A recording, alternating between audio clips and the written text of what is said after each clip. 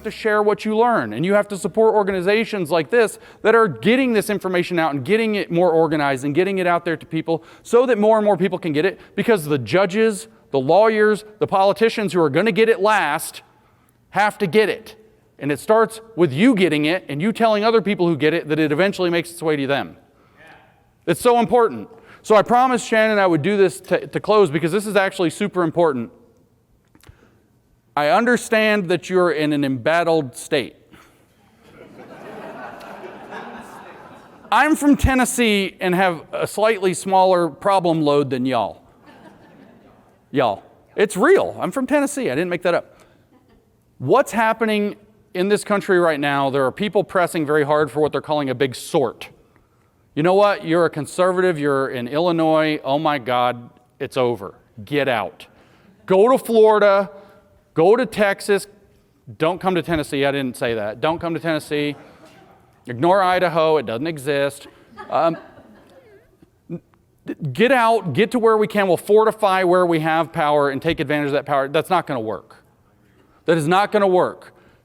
We have to fight back everywhere. As I was saying at lunch today, if you guys saw the movie Office Space, there's that scene, is they got the character Michael Bolton, he's a little dork, but then there's the musician Michael Bolton that plays the clarinet or whatever, and they're like, why don't you just change your name? Why don't you just go by Mike? And he says, why should I be the one to change? He's the one who sucks.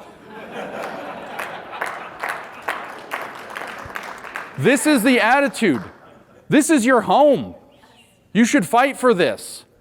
And I'm going to make it a mission personally. I told Shannon this today. I'm going to make it a mission to make sure that the people who have resources, money, political power, etc., start to understand in this country that we need pockets of resistance in Illinois, in Wisconsin, in New York, in California.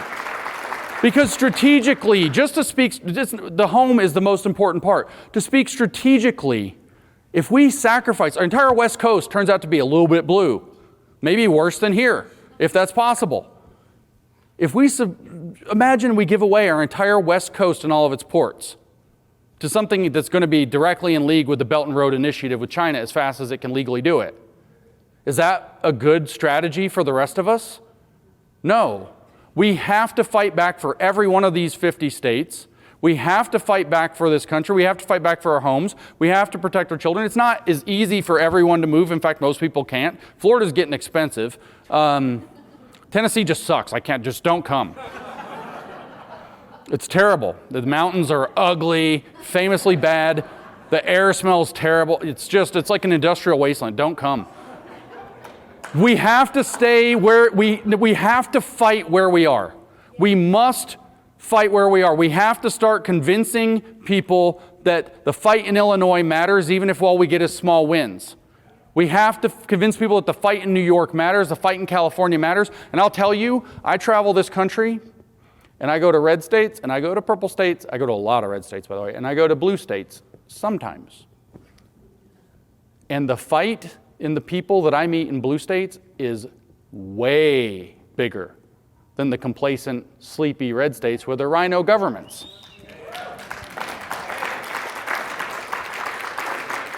If Illinois can be banded together and get behind organizations like this, or start others and start networking together and start fighting, you can make a gigantic difference in the state that absolutely throws a wrench in their program. And if they lose a state like Illinois, they're going to shake. If we take back California, they're done. It's over. They don't have another bastion like that. These fights matter. So I want to encourage you. I know you're beleaguered. I know you're tired. They want you to quit.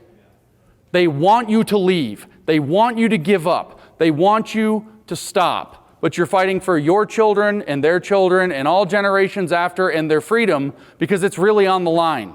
If this is Marxism coming through with Maoism to install the tyranny that we see in China today, but 10 times worse, which is what it will be, freedom for your children and their children and their children forevermore is at stake. And it might take us 1,000 years to get it back if we ever do.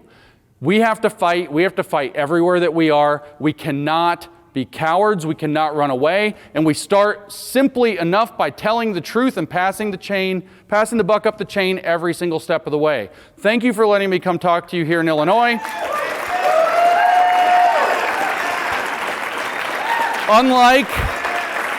Unlike your friends at Northwestern, nobody cheered for Mao.